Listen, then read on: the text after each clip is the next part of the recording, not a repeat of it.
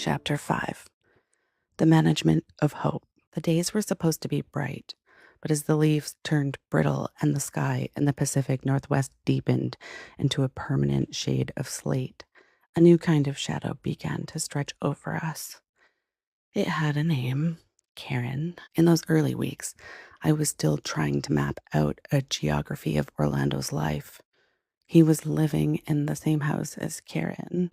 Each of them had their own suites. I don't like to pry, and I only had what was offered to me as time had passed as information to go on. But living in a proximity with someone you are separating from is either very evolved or messy. It felt like a living contradiction, a man trying to move forward while his feet were still planted on the soil of a sad marriage. Orlando had warned me his life was a construction site, but I hadn't realized how much of the foundation was still occupied by a woman who had refused to move out. I was navigating the precariousness of blending our worlds. At first, Orlando would show up with his son Andrew, and it would be the three young men, my twins, his kid, along with us, and we would go out and do activities. That was fun until there was the intrusion of the shadows. Having my sons see that I have found a man that has their mama shine a bigger, better star, a man that will fan her flame in all the right ways, to see their mother in a relationship that was romantic and loving. That was a pride Delilah always wanted to feel. If nothing else, Delilah decided that she has shown her sons that a woman is meant to be treated the way she expects. It happened on a golf course. Orlando had popped back up to the clubhouse to grab more tees. Andrew was taking practice swings while my boys had wandered toward the beach to look for interesting stones that might have been uncovered by one of the last big storms. It was just Andrew and me, and we had been getting along well. I had even started to feel like I was finding a rhythm with him. He was a bit of a reckless kid, and I could see he would push the buttons of the adults around him, trying to get attention. We were having a good time, working on our swings. I am not a professional golfer, but have been on the green for years, watching my boys in lessons and tournaments. As Andrew swung, he was taking steps back each time. I reminded him, "Hey, kid, make sure you know where your backswing is. You almost hit me." "Yeah, I know," he responded without real regard. I decided to quit practice swings for a bit, and I was going to go in the opposite direction of Andrew to see if I could spot Orlando or my boys. It seemed like Andrew was going to give up on his swings as well until he spotted his dad. Andrew pointed in Orlando's direction and lined up like he was going to shoot an imaginary ball at his dad. He swung the club, whipped through the air with a violent force. Smack. The world turned white, then absolute black. When I drifted back to consciousness, the air smelled clinically clean. Sharp and sterile, blinding hospital lights hummed overhead. Orlando was sitting by the bed, his hand gripping mine, his knuckles white. "Don't move too much, babe," he whispered, his voice trembling with a raw fear I'd never heard before. "What happened?" I managed to say in a whisper, my head throbbing with a pulse that seemed to command my body and thoughts. The throbbing had a dull heat. "You were hit in the head with a club. I got back and I was so scared," he said. I could hear his eyes welling up. "The boys are with your parents. I dropped Andrew off with Karen and I'm here.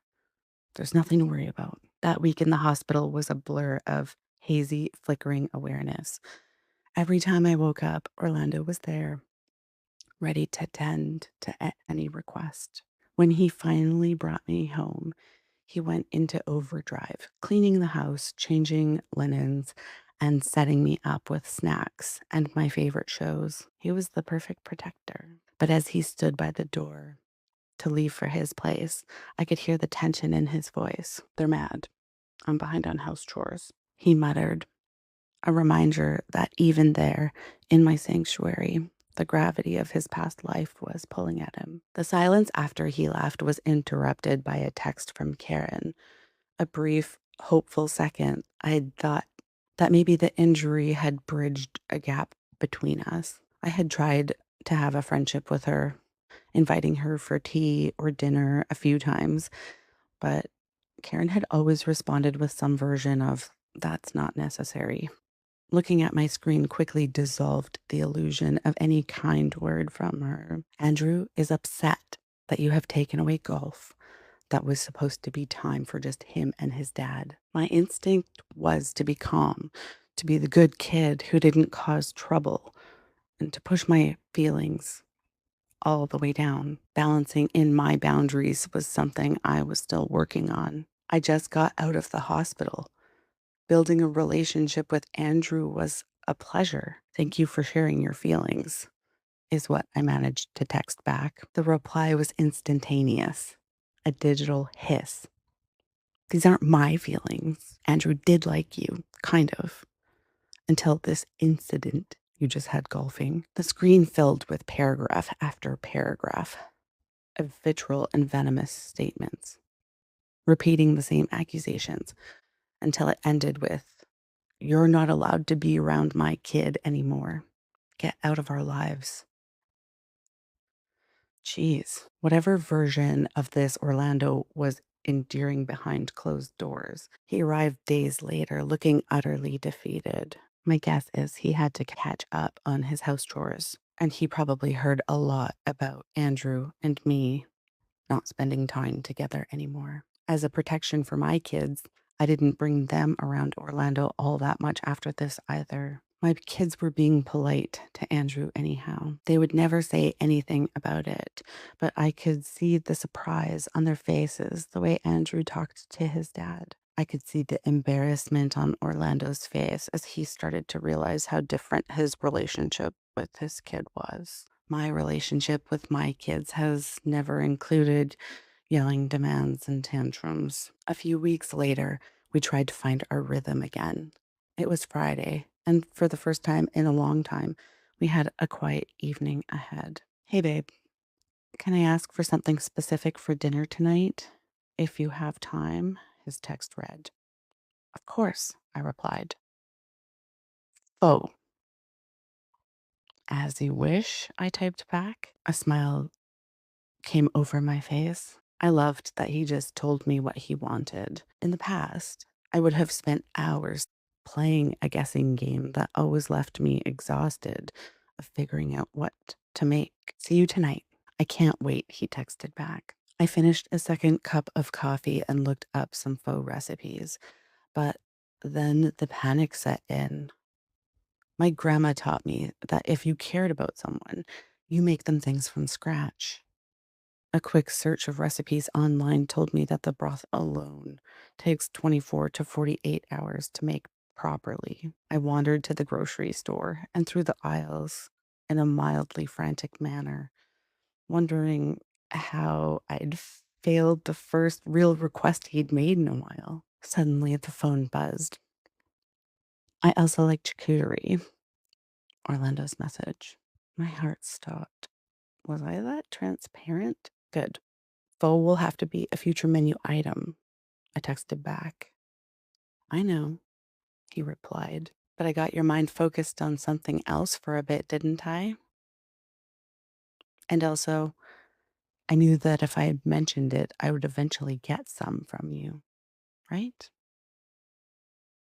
I stared at the screen, a warmth spreading through my chest. Is this what it's like to be seen, to be known? I had never been managed by anyone or any man of my past. I had never had a partner who understood my neuroses and navigated them in such a confident ease. I felt like my flame was being fanned, not dampened. The next step. Orlando eventually took a real step toward independence by getting his own rental property. Karen was surprisingly supportive, likely because it finally got him out of her hair. So Orlando got his apartment, and the moment he got the keys, he put one in my hand. It was a heavy silver weight that felt like a promise. Space for us. Is that okay? I have a place, I said, a little surprised by my answer. He was being so sweet. I know, but I want to spoil you. I want to treat you like a princess. And I want to have a place for us as well. Is that okay? I like that, I replied. I was fighting emotions down my throat, a mix of surprise, fear, and excitement. As November came to an end, the slate gray clouds settled over us. I started to see cracks through the rosy glasses that I had been looking through. I was sheltering my twins from the growing strain of Orlando's fluctuating moods. He had been so worked up, so furious some days, but through all that, I could see the hurt, younger version of him, a boy who didn't know where he fit. Observing him helped me see myself in new ways. I started to process how ideas of love were learned from a young age. I'd spent my life building walls, becoming someone who was comfortable walking the earth alone, even though deep down I felt like I wasn't meant to be on my own. I was a girl who was drawn in by fairy tales. I didn't need a crown. I just wanted a relationship where the man believed his first job was to make his lady feel taken care of, and for the lady to care for her man. I wanted to feel known. I wanted a home. In our growing routines, Orlando had been open about his desire to make me feel secure. When he pushed for the power couple vision, he suggested we start a business together. Let's build some houses. He was so driven by this idea. He wanted me to quit my job, to stop sorting paper in a digital age, and to start building dreams with him. I loved the idea so much that I didn't hesitate. I went into the bank and opened a shared business account, depositing some of my own savings as the foundation capital for our venture. I didn't care about the money. I wanted him to be able to focus on the construction and not the administrative. His previous life had him doing all the admin for his business and household and emotional chaos. I viewed money as a fluid thing. What was mine was ours. I didn't want him to ever have to ask me for support or to feel weight or struggle. When he promised that I also wouldn't feel those things, I believed him.